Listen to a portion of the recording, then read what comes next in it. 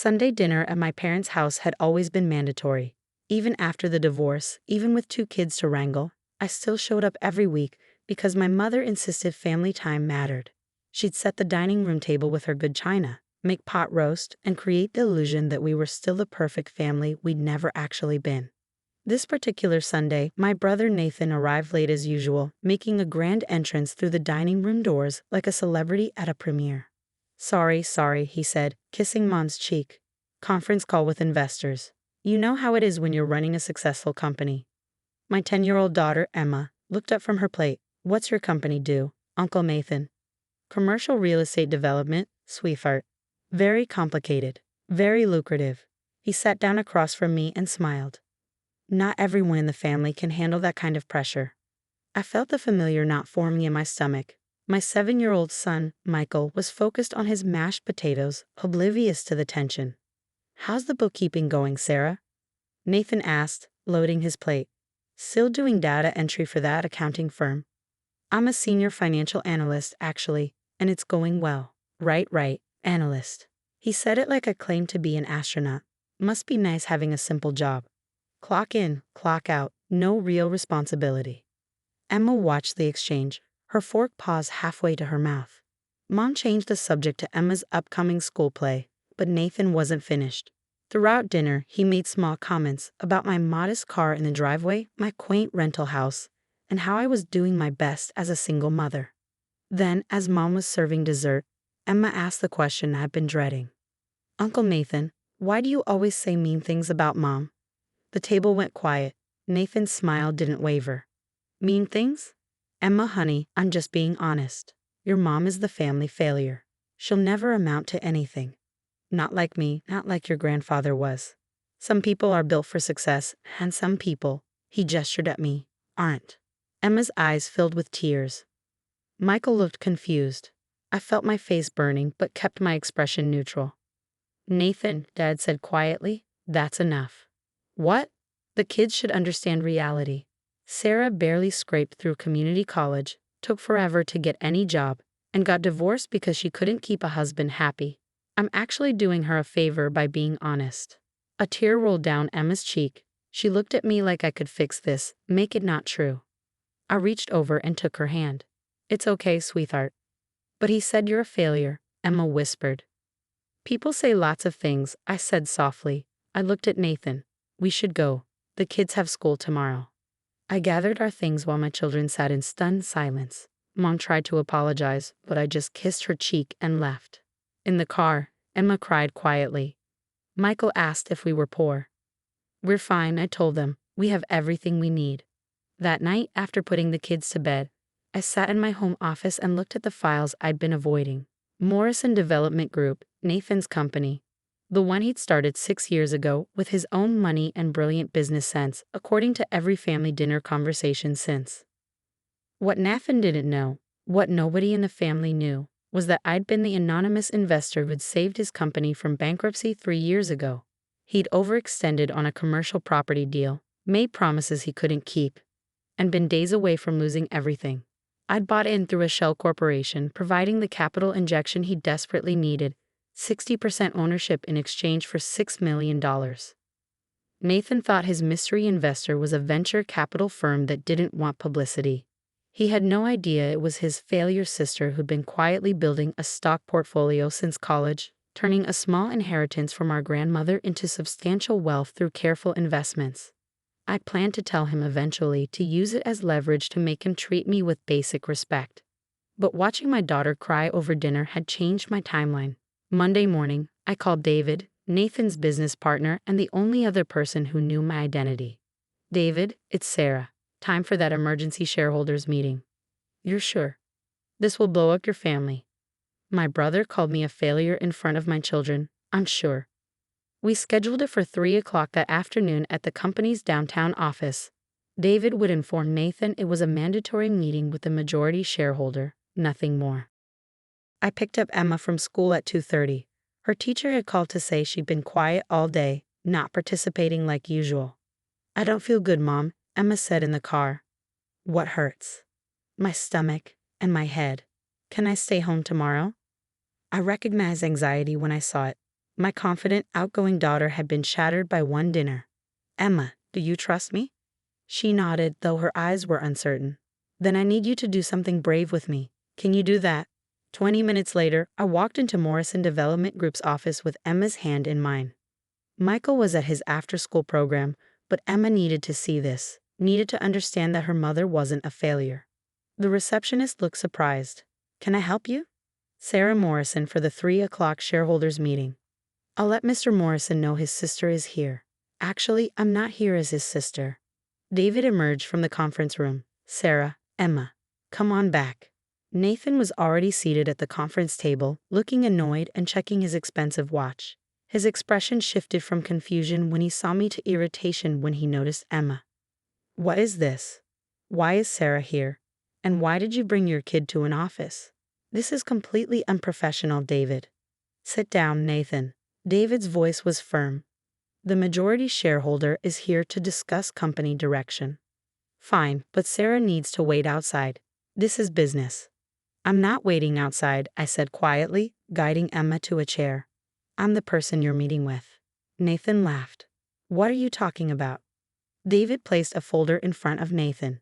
Sarah Morrison is the majority shareholder of Morrison Development Group. She has owned 60% of this company for 3 years. The color drained from Nathan's face. That's not possible. My investor is Cascade Capital Holdings, which is a subsidiary of Morrison Family Investments, David said, which is wholly owned by your sister.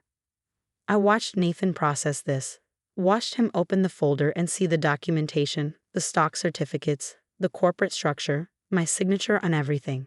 He looked at me like I'd grown a second head. You don't have $6 million. I have considerably more than that, I said calmly. I've been investing since I was 20 years old. Started with grandmother's inheritance, added savings from every job I've ever had, and reinvested every dividend. I educated myself on market analysis, studied financial statements, learned to identify undervalued assets. I have a portfolio worth approximately $14 million. Emma squeezed my hand. She didn't understand all the numbers, but she understood that something important was happening.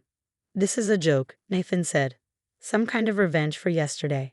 Yesterday just moved up my timeline. I've been meaning to have this conversation for a while. I pulled out my own folder. David, can you summarize the company's current financial position? David opened his laptop. We're profitable but overextended again. Nathan has committed to 3 new development projects without securing adequate financing. We need approximately $8 million in the next 60 days or we'll default on our construction loans. Nathan's jaw tightened. I have investors interested. I'm handling it. You have verbal commitments, David corrected. Nothing in writing. Nothing binding. I looked at my brother. Here's what's going to happen. I'm providing the $8 million. In exchange, I'm taking an active role in company operations.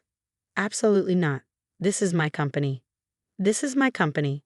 I own 60%. You own 25%. David owns 15%. I've been a silent partner because I wanted you to succeed on your own merits. But you've made it clear you can't be trusted with unchecked authority. You can't do this. I can, and I am. David will become CEO. You'll stay on as Director of Development, but all projects over $2 million require my approval. Nathan stood up. I'll fight this. I'll sue. I'll tell everyone you stole my company. With what money? Your mortgage to the hilt personally. Your house, your cars, everything is leveraged. I kept my voice even, and I didn't steal anything. I saved your company when you were about to lose it. You've been operating on my money for 3 years. Why? His voice cracked slightly. Why would you do this? Because you're my brother. Because despite everything, I wanted you to succeed. I just didn't want you to know it came from the family failure. Emma had been watching silently. Now she spoke up. My mom isn't a failure. Nathan looked at her, then at me. You brought your kid to this to humiliate me. I brought my daughter because she needed to see that words don't define reality. You told her I'd never amount to anything. I wanted her to see the truth. David cleared his throat. Nathan, for what it's worth, you're a talented developer. You just need financial oversight. This arrangement can work if you let it. Work for who? For her? Nathan grabbed his jacket. You want the company? Fine, have it. I'm done. You're not done, I said. You're just not in charge anymore. Your salary continues, your projects continue, with approval. This doesn't have to be the end unless you make it one. He stared at me for a long moment, then walked out. The door slammed behind him. Emma looked worried. Is Uncle Nathan mad at you? Very mad. Did you really save his company? I did. With your own money, like money you earned? Money I earned and invested carefully over many years. She processed this. So you're not a failure? I pulled her close. No, baby, I'm not. And more importantly, failure isn't about money. It's about character, about showing up for the people you love, about working hard and being kind. David smiled. For what it's worth, Sarah, you've been one of the best investors I've ever worked with. Your financial analysis skills are exceptional. Thank you, David. What happens now? He asked. You run the company. I'll review major decisions and provide capital as needed. Nathan can participate or not. His choice. Over the next few weeks, the family learned the truth. Mom called, stunned. Dad said he'd always known I was smart but had no idea how smart. Nathan stopped coming to Sunday dinners. Emma asked questions about investing, about how I'd built my portfolio. I showed her the spreadsheets, explained compound interest, and taught her about research and patience. Can girls be good at money? She asked one evening. Girls can be good at anything they choose to be good at. Some people will tell you otherwise. Uncle Nathan told you I was a failure. What did you learn? That people can be wrong, really, really wrong. Exactly. 3 months later, David called with good news. The projects were back on track. The financing was secured. Morrison Development Group was stable and growing. Nathan is asking to meet with you, David said. What does he want? I think he wants to apologize, or at least try to. I agreed to coffee at a neutral location. Nathan showed up looking tired. I've been an asshole, he said without preamble. Yes, you have. I didn't know about the money, about your investments. I assumed that I was exactly what you told everyone I was, a failure. He nodded, looking miserable. I'm sorry, especially for what I said in front of Emma. That was inexcusable. It was. Can we fix this? Not the company stuff. That's working fine with David. I mean us, the family thing. I thought about Emma, about the lessons she was learning, about whether revenge or reconciliation was the better teacher. We can try, I said. But things are different now. You don't get to disrespect me anymore. Not in front of my kids, not in front of anyone. Agreed. And you're going to therapy, because whatever makes you need to put me down to feel good about yourself needs to be addressed. He started to protest, then stopped. Okay. It wasn't perfect. Nathan struggled with the new dynamic, with not being the family success story. But slowly, painfully, he learned to treat me with respect. Emma thrived. Her teacher reported she'd become more confident, more willing to speak up. She told her entire class her mom was a business owner and investor. One Sunday, 6 months after everything changed, Nathan came to dinner and brought a gift for Emma, a book about women in business. Thought you might like this, he said awkwardly. Emma looked at me for permission. I nodded. Thank you, Uncle Nathan. You know, your mom really is brilliant. I should have said that a long time ago. After dinner, Emma pulled me aside. Is Uncle Nathan nice now? He's trying to be better. That's what matters. Because you own his company? Because he finally realized that success comes in many forms and that underestimating people is always a mistake. She hugged me tight. I'm glad you're my mom. I'm glad you're my daughter. That night, I updated my investment spreadsheets while Emma did homework at the kitchen table. Michael was building with blocks. My modest rental house felt like a palace. Nathan's company was thriving under better management. My portfolio had grown to $16 million. But more than any of that, my children knew their mother was capable, strong, and successful. Emma looked up from her homework. Mom, when I grow up, can you teach me how to invest? Absolutely. We'll start with a small amount and build from there. And can I be successful without being mean to people? I smiled. That's the only kind of success worth having. She returned to her homework, confident and secure. The family failure had raised a daughter who knew her worth. And that, more than any bank balance, was the real victory.